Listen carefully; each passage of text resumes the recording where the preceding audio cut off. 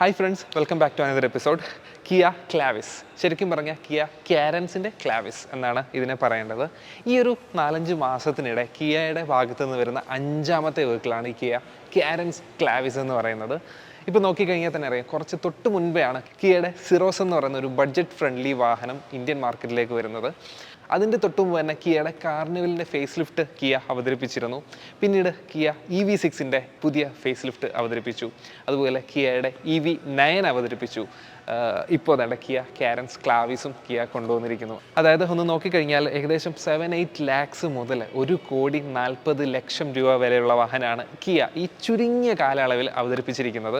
അതായത് 7 ലക്ഷം അല്ലെങ്കിൽ 8 ലക്ഷം രൂപയ്ക്ക് നിങ്ങൾക്ക് കിയയുടെ സിറോസ് സ്വന്തമാക്കാൻ സാധിക്കും. കിയയുടെ ഏറ്റവും ഫ്ലാഗ്ഷിപ്പ് മോഡലായിട്ടുള്ള കിയയുടെ EV9 1.43 crores ആണ് ഏകദേശം ഓൺ റോഡ് പ്രൈസ് വരുന്നത്. ഇത്രയും വലിയൊരു കോൺഫിഡൻസോടെയാണ് കിയ മോട്ടോഴ്സ് മുന്നോട്ട് പോയിക്കൊണ്ടിരിക്കുന്നത്. ഏകദേശം 4-5 വർഷത്തിന് ഉള്ളിൽ ഇന്ത്യൻ മാർക്കറ്റിൽ വന്ന ഒരു ബ്രാൻഡാണ് കിയ മോട്ടോഴ്സ് എന്ന് പറയുന്നത്. ആ ഒരു ബ്രാൻഡ് ഇത്രയും വേരിയൻറ്റ്സ് ഓഫ് വെഹിക്കിൾസ് ഇതുവരെ ഇന്ത്യൻ മാർക്കറ്റിൽ അവതരിപ്പിച്ചു. അതിലൊട്ടുമിക്കതും വളരെ സക്സസ്ഫുൾ ആയിട്ട് തന്നെ പോയിക്കൊണ്ടിരിക്കുന്നു. സെൽറ്റോസ് ഒക്കെ എല്ലാവരുടെയും ഫേവറേറ്റ് വെഹിക്കിളാണ്. സോണറ്റും അതുപോലെ ഫേവറേറ്റ് വെഹിക്കിളാണ്. ഏകദേശം നല്ലൊരു പങ്ക് തന്നെ കിയ സോണറ്റ് വഹിക്കുന്നുണ്ട് നമ്മുടെ കാർ മാർക്കറ്റിൽ തന്നെ.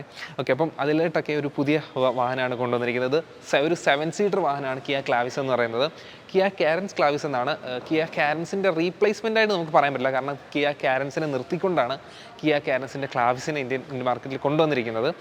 കുറച്ച് ഡിസൈൻ വ്യത്യാസം കൊണ്ടും ഇൻറ്റീരിയർ പൂർണ്ണമായിട്ട് മാറ്റിക്കൊണ്ടും ഒരു കാരൻസിൻ്റെ അപ്ഡേറ്റഡ് വെർഷൻ എന്ന് പറയാൻ പറ്റില്ല. മൊത്തം നോക്കിക്കഴിഞ്ഞാൽ ഒരു 7 സീറ്റർ സെയിം വണ്ടി എന്ന് പറയാൻ പറ്റുള്ളൂ. കാരണം ഇതിൽ മൊത്തത്തിൽ മാറിയിട്ടുണ്ട്. പുതിയൊരു വെഹിക്കിളായിട്ട് തന്നെയാണ് ക്ലാവിസ്, പക്ഷേ കാരൻസിൻ്റെ പേരൂടെ കിയ കൊടുത്തിട്ടുണ്ട്. നമുക്ക് ആദ്യം തന്നെ കാരൻസുമായിട്ട് തന്നെ കമ്പയർ ചെയ്ത് ഇതിൻ്റെ ഡിസൈനിൽ വന്നിരിക്കുന്ന വ്യത്യാസങ്ങൾ നോക്കാം. കാരൻസ് ക്ലാവിസിൻ്റെ ഡിസൈൻ പറയുന്നതിന് മുന്നേ കിയ മോട്ടോഴ്സിൻ്റെ വാഹനങ്ങളുടെ മൊത്തത്തിലുള്ള ഡിസൈൻ പറയുകയാണെങ്കിൽ അത്യാവശ്യം എല്ലാവർക്കും ഇഷ്ടപ്പെടുന്ന ഡിസൈൻസാണ് കിയയുടെ ഓരോ വണ്ടികളിലും കൊണ്ടുവരുന്നത്. അതിൽ ഏറ്റവും എടുത്തു പറയാനുള്ളത് കിയയുടെ EV6 തന്നെയാണ്. അവരുടെ ഫ്ലാഗ്ഷിപ്പ് മോഡലായിട്ടുള്ള ഇലക്ട്രിക് വെഹിക്കിളാണ്. ഏകദേശം 70-75 ലാക്സോളം ഉണ്ടായിരുന്ന വണ്ടി ഇപ്പോൾ 55-60 ലാക്സിൽ താഴെ നിങ്ങൾക്ക് കിട്ടും. അതിൻ്റെ ഒരു ഫേസ് ലിഫ്റ്റും വന്നിട്ടുണ്ട്.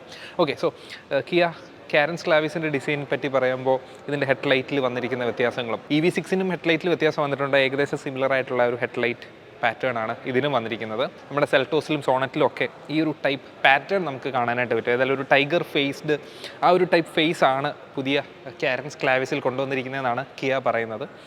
ടൈഗർ ഫേസ് തോന്നിയിട്ടുള്ളവർക്ക് കമൻറ്റ് ചെയ്യാം. പിന്നെ ഹെഡ്ലൈറ്റ് നോക്കുകയാണെങ്കിലും ഒരു ഡയമണ്ട് ടൈപ്പ് ഡിസൈൻസ് വന്നിരിക്കുന്നു. അതിനകത്ത് തന്നെ ഇൻറ്റഗ്രേറ്റ് ചെയ്തിരിക്കുന്ന ഇൻഡിക്കേറ്റേഴ്സ് വന്നിരിക്കുന്നു. താഴോട്ട് വന്നിരിക്കുന്ന ക്ലാഡിങ്സും ഏതായാലും മൊത്തത്തിൽ ഫേസ് കാരൻസിനെ ഒന്ന് ഓർമ്മിപ്പിക്കുന്ന രീതിയിലുള്ള ഫേസാണ്. എങ്കിലും കുറച്ചുകൂടെ ബെറ്റർ ആയിട്ടുണ്ട് എന്നാണ് ഫ്രണ്ടിൽ നോക്കുന്ന ഒരു ഫേസ് എനിക്ക് ഫീൽ ചെയ്തിട്ടുള്ളത്. പിന്നെ ഡിസൈനിൻ്റെയും കംഫർട്ടിൻ്റെയും കാര്യത്തിൽ ഏറ്റവും വലിയതായിട്ട് വന്നിരിക്കുന്ന ഒരു വേറൊരു വ്യത്യാസമാണ് ഇതിൻ്റെ ടയർ സൈസ്. നേരത്തെ 16 ഇഞ്ച് ടയർ സൈസ് ആയിരുന്നു നേരത്തെ കൊടുത്തിരുന്നത്. ഇപ്പോൾ അത് 17 ഇഞ്ചിലേക്ക് അപ്ഗ്രേഡ് ചെയ്തിട്ടുണ്ട്. ടോപ്പ് വേരിയൻസിനൊക്കെ 17 ഇഞ്ച് ടയർ സൈസ് നിങ്ങൾക്ക് കിട്ടുന്നതായിരിക്കും. പിന്നീട് സൈഡ് ഒക്കെ നോക്കിക്കഴിഞ്ഞാൽ പക്ക കാരൻസ് പോലൊക്കെ തന്നെ നമുക്ക് ഫീൽ ചെയ്യും. ബാക്കിലോട്ട് പോയി കഴിഞ്ഞാലും കാരൻസിൻ്റെ ഒരു ടെയിൽ ലാമ്പ് പോലെ തന്നെയുണ്ട്. കണക്റ്റഡ് ടെയിൽ ലാംപ്സ് ആണ് വന്നിരിക്കുന്നത്. ഇതുവരെ അവർ ഗസ്റ്റേഴ്സ് ഒന്നും കൊടുത്തിട്ടില്ല. മാനുവലി തന്നെ നമുക്ക് ബൂട്ട് ഓപ്പൺ ചെയ്യാനുള്ള ഓപ്ഷൻ കൊടുത്തിട്ടുണ്ട്. 7 സ്പീഡ് DCT ടോപ്പ് മോഡലാണ് കിടക്കുന്നത്. അതിൻ്റെ ബാഡ്ജിങ്ങും കിയ കാരൻസിൻ്റെ ക്ലാവിസ് എന്നാണ് കൊടുത്തിരിക്കുന്നത്. ക്ലാവിസ് എന്ന് മാത്രമല്ല, അതും പ്രോപ്പറായിട്ട് കൊടുത്തിരിക്കുന്നു. ഏതായാലും ഇതിൻ്റെ ഒരു ടെയിൽ ലാമ്പൊക്കെ എനിക്ക് ഇഷ്ടമുള്ളൊരു ടെയിൽ ലാമ്പ് ഡിസൈൻസാണ് ഇതിന് വന്നിരിക്കുന്നത്. ഇനിയും 7 സീറ്റർ ആയതുകൊണ്ട് തന്നെ ആദ്യം 3rd റോയിലെ സീറ്റ്സ് നമുക്ക് കാണിച്ചു തുടങ്ങാം. ഇൻറ്റീരിയറിലോട്ട് കയറുമ്പോൾ ആദ്യമേ നമുക്കിത് സിമ്പിളായിട്ട് മടക്കാനുള്ള ഓപ്ഷൻ എല്ലാം കൊടുത്തിട്ടുണ്ട്. അത് സ്ലൈഡ് ചെയ്യുക. 3rd റോയിൽ കയറിയിരിക്കാൻ വലിയ പാടൊന്നുമില്ല കേട്ടോ. ഓക്കെയാണ്, കയറിയിരിക്കുന്നത് വലിയ ബുദ്ധിമുട്ടുള്ള കാര്യമല്ല. പക്ഷേ ലെഗ് സ്പേസ് കുഴപ്പമില്ലല്ലോ. ഞാൻ ഇത്രയും സ്പേസ് പ്രതീക്ഷിച്ചില്ല.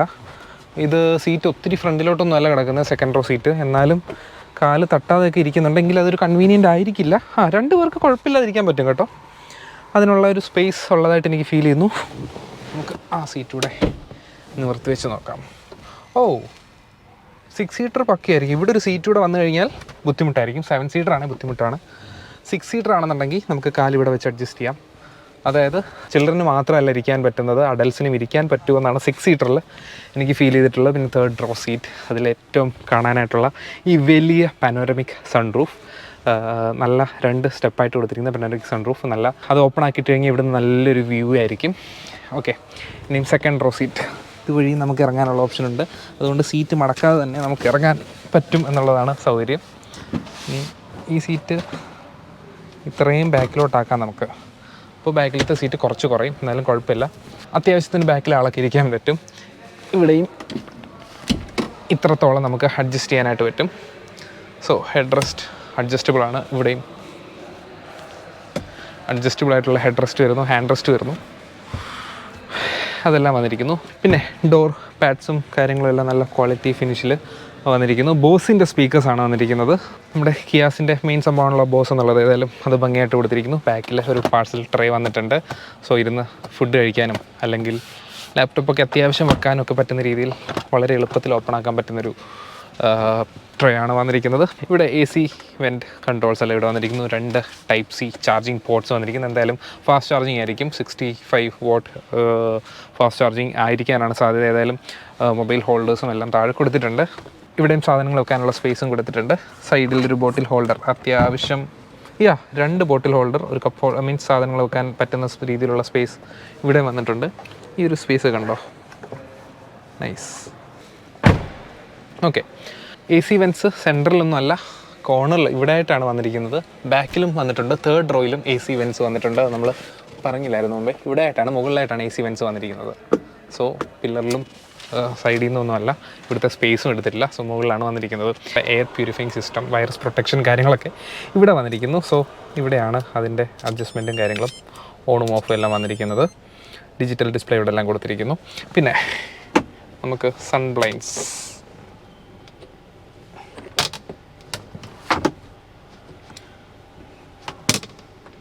ഇൻബിൽട്ടായിട്ട് വന്നിരിക്കുന്നു. വളരെ വലിയൊരു വിൻഡോ സ്പേസ് ആണ്. സൺ ബ്ലൈൻഡ്സ് കൊടുത്തിരിക്കുന്നതുകൊണ്ട് അത്രയും കാര്യമായി. ബാക്കിൽ മാത്രമേ ഉള്ളൂ, ഫ്രണ്ടിലില്ല. ഇതൊക്കെയാണ് 2nd റോയിൽ വന്നിരിക്കുന്നത്. ഇനി നമുക്ക് ഫ്രണ്ട് റോയിൽ പോയിട്ട് ബാക്കി കാര്യങ്ങൾ നോക്കാം. ഇതാണ് ഇതിൻ്റെ ഇൻറ്റീരിയറിൽ ആദ്യം കാണുന്ന ഒരു വ്യത്യാസം. നമ്മുടെ ക്യാരൻസിൽ നിന്നും ആദ്യമേ കാണുന്ന ഈ ഒരു സ്റ്റിയറിംഗ്, അതായത് മുകളിലും താഴെയും ഫ്ലാറ്റാണ്. ഈ സ്റ്റിയറിംഗ് നമ്മൾ സിറോസിലാണ് കണ്ടു തുടങ്ങിയത്. ഈ സെയിം തന്നെയാണ് ഇപ്പോൾ കിയയുടെ EV6ലും വന്നിരിക്കുന്നത്, ഇലക്ട്രിക് കാറിൽ. ഏതായാലും നല്ലൊരു സ്റ്റിയറിംഗ് ആണ്. സൈഡിലായിട്ടാണ് കിയയുടെ ലോഗോ ഒക്കെ കൊടുത്തിരിക്കുന്നത്. നേരത്തെ സെൻറ്ററിൽ മാത്രം കൊടുത്തിരുന്ന സംഭവങ്ങളൊക്കെ മാറി ഇപ്പോൾ സൈഡിലോട്ട് കൊടുത്തിരുന്ന ഒരു ഭംഗിയായിട്ടുണ്ട്. ഏതായാലും ഇത് തന്നെ മറ്റു വാഹനങ്ങളിൽ ഫോളോ ചെയ്തിട്ടുണ്ട്. ഇതിൻ്റെ സ്റ്റിയറിംഗ് കൺട്രോൾസ് എല്ലാം ലെഫ്റ്റിൽ നിന്ന് റൈറ്റിലോട്ട് സ്വാപ്പ് ആയിട്ടുണ്ട്. അതും യൂസ് ചെയ്യുന്നവർക്ക് വലിയ പ്രശ്നമുണ്ടാവില്ല. മറ്റു വണ്ടിയിൽ നിന്ന് മാറി യൂസ് ചെയ്യുന്നവർക്ക് മാത്രമേ ഒരു കൺഫ്യൂഷൻ ഉണ്ടാകാൻ വഴിയുള്ളൂ. ഏതായാലും എപ്പോഴും യൂസ് ചെയ്യേണ്ട സ്വിച്ചസ് അല്ലാത്തതുകൊണ്ട് വലിയ കുഴപ്പമില്ല. ഇനി നമുക്ക് ക്ലാവിസ് ഒന്ന് സ്റ്റാർട്ട് ചെയ്ത് കാണിക്കാം. സ്റ്റാർട്ട് സ്റ്റോപ്പ് ബട്ടൺ കണ്ടോ. ഈ ഒരു വലിയ, അതായത് കമ്പാരിറ്റീവ്ലി 26.6, അതായത് മറ്റുള്ള ഈ സെഗ്മെൻറ്റിലുള്ള വെഹിക്കിൾസിനെക്കാളും കുറച്ചുകൂടി വലുപ്പമുള്ള സ്ക്രീനാണ് ക്ലാവിസിന് വന്നിരിക്കുന്നത്. 26.6 ആണ് 2 ഡിസ്പ്ലേയുടെ സൈസ് വന്നിരിക്കുന്നത്. അത്യാവശ്യം മോശമല്ലാത്ത ഗ്രാഫിക്സും നല്ല റെസ്പോൺസീവായിട്ടുള്ള ടച്ച് ഡിസ്പ്ലേയും വന്നിരിക്കുന്നു. മാപ്പിനൊക്കെ നല്ല റെസ്പോൺസ്. കണ്ടോ, സൈസ് കണ്ടോ, ഇത്രയും വലുപ്പമുണ്ട്. വീഡിയോയിൽ എന്തുമാത്രം ഉണ്ടെന്ന് അറിയില്ലെങ്കിലും നല്ല സൈസുള്ള ഡിസ്പ്ലേ ആണ് വന്നിരിക്കുന്നത്. പിന്നെ അതിനകത്ത് കുറേ വോയിസ് കമാൻഡ്സ് വന്നിട്ടുണ്ട്. കുറേ കാര്യങ്ങൾ നമുക്ക് വോയിസ് കമാൻഡ്സിൽ പറയാൻ പറ്റും. ഓപ്പൺ സൺറൂഫ്,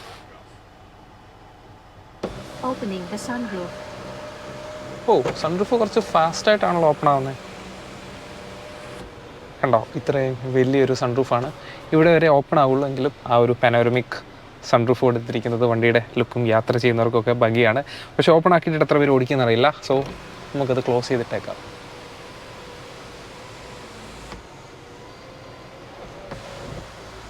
അവിടെ നിന്ന് സ്റ്റോപ്പായിട്ടാണ് വരുന്നത്. നിങ്ങൾ കയറി അടങ്ങിയിട്ടേ ഞാൻ അടയുന്നുള്ളൂ എന്നുള്ള രീതിയിൽ. ഓക്കെ, സൺറൂഫ് അങ്ങനെ വന്നിരിക്കുന്നു. ഞാൻ അത് മാത്രം ഓപ്പൺ ആക്കിയിടാൻ നോക്കുകയാണ്. ഓക്കെ, ഇനി ആംബിയൻറ്റ് ലൈറ്റിങ് വന്നിരിക്കുന്നുണ്ടോ. ഈ ഒരു ഭാഗത്തും ഇത്രയൊരു ഭാഗത്തായിട്ടാണ് വന്നിരിക്കുന്നത്. പക്ഷേ അത് ഓഫ് ചെയ്തിട്ടിരിക്കുമ്പോൾ നമുക്ക് മനസ്സിലായില്ല അവിടെ ആംബിയൻറ്റ് ലൈറ്റിംഗ് ഉണ്ടെന്ന്. വളരെ ഇൻ്റലിജൻ്റായിട്ട് ആ ഒരു ആംബിയൻറ്റ് ലൈറ്റിംഗ് സെറ്റപ്പൊക്കെ വന്നിരിക്കുന്നു. പിന്നീട് ഈ ഒരു സംഭവം കണ്ടോ, ഇതൊരു വെറൈറ്റിയാണ്. അതായത് നമുക്ക് ഇൻഫർടൈൻമെൻറ്റ് കൺട്രോൾസ്, മാപ്പ് പോകണമെങ്കിൽ മാപ്പിൽ ഡയറക്റ്റ് ചെയ്യാനും നാവിഗേഷൻ്റെ അങ്ങോട്ട് പോകാനും സെറ്റപ്പ് മീഡിയം കാര്യങ്ങളെല്ലാം ഇവിടെ ഫെദർ ടച്ചിൽ തന്നെ നമുക്ക് കൺട്രോൾ ചെയ്യാൻ പറ്റും. പിന്നെ ഇത് നമുക്ക് ഇങ്ങോട്ട് സ്വിച്ച് ചെയ്യാൻ പറ്റും. ഇപ്പോൾ ഇത് HVAC കൺട്രോളായി, അതായത് AC കാര്യങ്ങളെല്ലാം നമുക്ക് ഇവിടെ കൺട്രോൾ ചെയ്യാനായിട്ടുള്ള ഓപ്ഷനാണ് ഇപ്പോൾ വന്നിരിക്കുന്നത്. 2 രീതിയിൽ സ്വിച്ച് ചെയ്യാം. ഇത് കുറച്ച് കോംപ്ലിക്കേറ്റഡ് ആണോ എന്ന് ചോദിച്ചാൽ പുതിയതായിട്ട് ഒരാൾ കയറുന്ന ആൾക്ക് കോംപ്ലിക്കേറ്റഡ് ആയിരിക്കും, ഉപയോഗിക്കുന്ന ആൾക്ക് ഓക്കെ ആയിരിക്കും. പക്ഷേ ഈ ഒരു ടച്ച് കൊടുത്തിരിക്കുന്ന സംഭവം എനിക്കറിയില്ല. നമ്മുടെ ചില റിവ്യൂസിൽ സെലാവിയ കഴിഞ്ഞ വേർച്ചസിൻ്റെ റിവ്യൂവിലും ആൾ പറഞ്ഞത് ഒരു ബുദ്ധിമുട്ടുമില്ലാതെ യൂസ് ചെയ്യാൻ പറ്റുമെന്നുള്ളതാണ്. ആൾ ഇങ്ങനെ ഗിയറിൽ വെച്ചിട്ട് ഇങ്ങനെ കൺട്രോൾ ചെയ്യുന്ന കാര്യമൊക്കെ ഇങ്ങനെ പറഞ്ഞിരുന്നു. നിങ്ങൾ കണ്ടിട്ടില്ലാത്തൊരു വീഡിയോ കാണുക. സോ ഇതിലേതായാലും ഇങ്ങനെയാണ് നമുക്ക് സ്വിച്ച് ചെയ്യാൻ പറ്റുന്നത്. പെട്ടെന്ന് സ്വിച്ച് ആകും, യാതൊരു ലാഗും ഇല്ലാതെ പെട്ടെന്ന് സ്വിച്ച് ആകും. ബാക്കി കൺട്രോൾസ് എല്ലാം അവിടെ വന്നിരിക്കുന്നു. AC കൂളിംഗ് എല്ലാം പ്രോപ്പറായിട്ട് തന്നെ ഉണ്ടാവും. ബാക്കിൽ AC കാര്യം നമ്മൾ പറഞ്ഞല്ലോ. ഓക്കെ, ഇതൊക്കെയാണ് പുതിയതായിട്ട് വന്നിരിക്കുന്ന ഈ ഒരു വ്യത്യാസം. താഴോട്ട് വരുമ്പോൾ രണ്ട് സൈഡിലും സീറ്റ് വെൻറ്റിലേഷൻസിൻ്റെ സ്വിച്ചസും അതുപോലെ hill descent control, drive mode സെലക്ടറും എല്ലാം വന്നിരിക്കുന്നു. പിന്നീട് 360 ഡിഗ്രി ക്യാമറയ്ക്ക് ഡെഡിക്കേറ്റഡ് സ്വിച്ച് കൊടുത്തിരിക്കുന്നു. പാർക്കിങ്ങിൻ്റെ അലാമിൻ്റെ സ്വിച്ച് വന്നിരിക്കുന്നു. പിന്നീട് ഒരു USB Type A and Type C പോർട്ടും 180 വാട്ടിൻ്റെ ഒരു ചാർജിങ് സോക്കറ്റും ഇവിടെ കൊടുത്തിരിക്കുന്നു. ഒരു വയർലെസ് ചാർജിങ് കൊടുത്തിരിക്കുന്നു. ഒരു ഫോൺ വെച്ച് ചാർജ് ചെയ്യാനായിട്ട് പറ്റും. ഇത്രയും ഓപ്ഷൻസാണ് സെൻട്രൽ കൺസോളിൽ വന്നിരിക്കുന്നത്. ഇനി ഒരു ഗിയർ സിസ്റ്റം, ഗിയർ നോബ്സ്, ഇത് ഏതായാലും DCT മോഡലാണ്. സോ DCTയുടെ ഗിയർ നോബ്സ് വന്നിരിക്കുന്നു. ഇതിൻ്റെ തൊട്ട് താഴെയായിട്ട് ഇലക്ട്രോണിക് പാർക്ക് ബ്രേക്സും ഓട്ടോ ഹോൾഡിൻ്റെ സ്വിച്ചസും വന്നിരിക്കുന്നു. ഇവിടെയും സ്റ്റോറേജ് സ്പേസ്, കപ്പ് ഹോൾഡേഴ്സ് വന്നിരിക്കുന്നു. ഇവിടെ ഓരോന്ന് വെക്കാനുള്ള സ്പേസും ഇവിടെ ഒരു ഡെപ്തുള്ളൊരു സ്പേസും വന്നിരിക്കുന്നു. പക്ഷേ ഇവിടെ ഓപ്പൺ ആണ്. ഇങ്ങനെ നമുക്ക് എടുക്കാനായിട്ടൊക്കെ പറ്റും. ഇവിടെ കണ്ടോ ഒരു AC വെൻറ്റ് വന്നിരിക്കുന്നു. ആ AC വെൻറ്റ് ഈ സൈഡിൽ നിന്നാണ് കൊടുത്തിരിക്കുന്നത്. അപ്പോൾ ഇവിടെ എന്തെങ്കിലും കപ്പ് വെച്ച് കഴിഞ്ഞാൽ നമുക്ക് അവിടെ ചൂടാക്കാനും തണുപ്പിക്കാനും പറ്റും. പക്ഷേ ചൂടാക്കുമ്പോൾ ഇവിടെയും ചൂടാകും എന്നുള്ളതാണ് പ്രശ്നം. സോ കൂളാക്കിയിട്ട് കുടിക്കേണ്ട സാധനങ്ങൾ ഇവിടെ വെച്ച് നമുക്ക് കൂളാക്കി യൂസ് ചെയ്യാനായിട്ട് പറ്റും. ക്ലോസ്ഡ് ആയിരുന്നെങ്കിൽ അകത്ത് നമുക്ക് കൂൾഡ് ഗ്ലോ ബോക്സിൽ സ്റ്റോർ ചെയ്യാനായിട്ടൊക്കെ പറ്റിയേനെയും ഇതിൽ പറ്റില്ല. പിന്നെ ഡാഷ് ബോർഡിൻ്റെ ഡിസൈൻ മൊത്തത്തിൽ മാറിയിട്ടുണ്ട്. ഒരു ഡിഫറെൻറ്റ് ടൈപ്പ് ഓഫ് മെറ്റീരിയലാണ് ഇവിടെ എല്ലാം യൂസ് ചെയ്തിരിക്കുന്നത്. അതിവിടെ വരെ എക്സ്റ്റെൻഡ് ആയിരിക്കുന്നത്. അതിൻ്റെ മുകളിലായിട്ടാണ് ഈ ഒരു ഇൻഫർടൈൻമെൻറ്റ് ആൻഡ് MID വന്നിരിക്കുന്നത്. കണ്ടോ, ഒരു ക്ലോത്ത് ടൈപ്പ് മെറ്റീരിയലാണ് ഇവിടെ വന്നിരിക്കുന്നത്. ഇവിടെ വേണമെങ്കിൽ ഒരു ഫോൺ ഹോൾഡറൊക്കെ കൊടുക്കായിരുന്നു. ഇവിടെ ഫോൺ ഹോൾഡർ പ്ലേസ് ചെയ്ത് ഫോൺ അവിടെ വെക്കാൻ പറ്റിയ സൗകര്യമായിരുന്നു. പിന്നീട് AC വെൻറ്റിൻ്റെ കൺട്രോൾ കണ്ടോ, ഒരു വെറൈറ്റി രീതിയിലാണ് വന്നിരിക്കുന്നത്. പിന്നീട് ട്രാക്ഷൻ്റെ സ്വിച്ചസും എൻജിൻ സ്റ്റാർട്ട് സ്റ്റോപ്പ് ബട്ടനും ഹെഡ്ലൈറ്റ് അഡ്ജസ്റ്റ്മെൻറ്റും എല്ലാം വന്നിരിക്കുന്നു. പിന്നീട് ഈ ഒരു കാര്യം നമ്മൾ പറയാൻ പറ്റും, പാഡൽ ഷിഫ്റ്റേഴ്സ് വന്നിട്ടുണ്ട് DCT ആയതുകൊണ്ട് തന്നെ. പിന്നീട് auto head lamp and auto വൈപ്പേഴ്സിൻ്റെ നോബ്സ് എല്ലാം വന്നിരിക്കുന്നു. ഇവിടുത്തെ എല്ലാം കണ്ടോ, നമുക്ക് എളുപ്പത്തിൽ കൈകാര്യം ചെയ്യാൻ പറ്റുന്ന രീതിയിലുള്ള സ്പേസ് വന്നിരിക്കുന്നു. 6 എയർ ബാഗ്സ് ആണ് വന്നിരിക്കുന്നത്. ഗ്ലോ ബോക്സിനും വലിയ സ്പേസ് അല്ല, മോശമില്ലാത്ത സ്പേസ് ഉണ്ട്, കുഴപ്പമില്ല. ബോസിൻ്റെ സ്പീക്കേഴ്സ് നമ്മൾ ഓൾറെഡി പറഞ്ഞു. പിന്നെ മുകളിലോട്ട് നോക്കിക്കഴിഞ്ഞാൽ ഇതിൻ്റെ സൺറൂഫ്, പാനോറമിക് സൺറൂഫിൻ്റെ സ്വിച്ചസും ബാക്കി കൺട്രോൾസ് എല്ലാം വന്നിരിക്കുന്നു. അതിൻ്റെ കൂടെ SOS സ്വിച്ചസും കിയ കണക്റ്റും എല്ലാം വന്നിരിക്കുന്നു. പിന്നെ ADAS ലെവൽ 2 ഓപ്ഷൻ ആണ് ഇതിൽ കൊടുത്തിരിക്കുന്നത്. സോ ADASൻ്റെ ലൈൻ കീപ്പ് അസിസ്റ്റും ലൈൻ ചേഞ്ച് വാർണിങ്ങും ഓട്ടോമാറ്റിക് ബ്രേക്കിംഗ് പോലുള്ള എല്ലാ ADAS ലെവൽ 2 ഫീച്ചേഴ്സും കിയയുടെ ഈ കാരൻസ് ക്ലാവിസിൽ വന്നിരിക്കുന്നു. സോ കാരൻസിൽ വന്നിട്ടില്ലാത്ത ADAS ഫീച്ചേഴ്സ് എല്ലാം ക്ലാവിസിൽ വന്നിട്ടുണ്ട്. സോ കാരൻസിൻ്റെ ഒരു അപ്ഡേറ്റഡ് വേർഷനായിട്ടോ അല്ലെങ്കിൽ പുതിയൊരു മോഡലായിട്ടോ ഇതിനെ കണക്കാക്കാം. നമ്മുടെ എർട്ടിഗയും XL6ഉം പോലെ വേണമെങ്കിൽ പറയാം. പിന്നെ സീറ്റ്സ് നല്ലൊരു മെറ്റീരിയലാണ് സീറ്റ്സിനൊക്കെ യൂസ് ചെയ്തിരിക്കാനും നല്ല കംഫർട്ടൊക്കെ ഉണ്ട്. വെൻറ്റിലേറ്റഡ് സീറ്റ്സൊക്കെ ഫ്രണ്ടിൽ 2 സീറ്റ്സിന് വന്നിരിക്കുന്നു. പിന്നൊരു പോരായ്മ തോന്നിയത് ഈ സംഭവമാണ്, അതായത് 4-way പവർ അഡ്ജസ്റ്റ്മെൻറ്റ് ആണ് ഇലക്ട്രിക്കലി അഡ്ജസ്റ്റ് ചെയ്യാനായിട്ട് നമുക്ക് പറ്റുന്നത്. ഹൈറ്റ് അഡ്ജസ്റ്റ്മെൻ്റ് ഒക്കെ നമുക്ക് മാനുവലി ചെയ്യണം. ടോപ്പ് മോഡലിന് അത്യാവശ്യം ഒരു 6-way 8-way ഒക്കെ കൊടുക്കായിരുന്നു എന്ന് എനിക്ക് തോന്നുന്നു. എന്തായാലും 4-way അഡ്ജസ്റ്റ്മെൻറ്റ് ഇലക്ട്രിക്കലി ഇതിൽ പറ്റുള്ളൂ. ഏതായാലും കാരൻസ് ക്ലാവിസിൽ അത്യാവശ്യം നല്ലൊരു ഇൻറ്റീരിയറും നല്ല ഫീച്ചേഴ്സും എല്ലാം കൊടുത്തിരിക്കുന്നത് കൊണ്ട് കാരൻസിനെക്കാട്ടിൽ ഒരു ബെറ്റർ ഓപ്ഷനാണ് ക്ലാവിസ് എന്ന് നമുക്ക് പറയാൻ പറ്റും. ഇതിൻ്റെ ടോപ്പ് മോഡലിന് ഏകദേശം 27 lakhs വരുന്നുണ്ടെന്ന് തോന്നുന്നു. ഇനി പ്രൈസിൻ്റെ കാര്യവും എൻജിൻ ഓപ്ഷൻസിൻ്റെ കാര്യം, ഏതൊക്കെ എൻജിൻ ഓപ്ഷൻസ് ഉണ്ട്, എത്ര പ്രൈസിലാണ് ഈ വണ്ടി സ്റ്റാർട്ട് ചെയ്യുന്നത് എന്നുള്ള കാര്യങ്ങളെല്ലാം നമുക്ക് പുറത്തു പോയി സംസാരിക്കാം. സോ അതൊക്കെയാണ് കിയയുടെ ഏറ്റവും ലേറ്റസ്റ്റ് ലോഞ്ച് ആയിട്ടുള്ള കാരൻസ് ക്ലാവിസിൻ്റെ വിശേഷങ്ങൾ. ഇനി ഇതിൻ്റെ എൻജിൻ ഓപ്ഷൻസിനെ പറ്റി പറയുകയാണെന്നുണ്ടെങ്കിൽ 3 ടൈപ്പ് എൻജിൻ ഓപ്ഷൻസ് ആണ് ഇതിന് വന്നിരിക്കുന്നത്.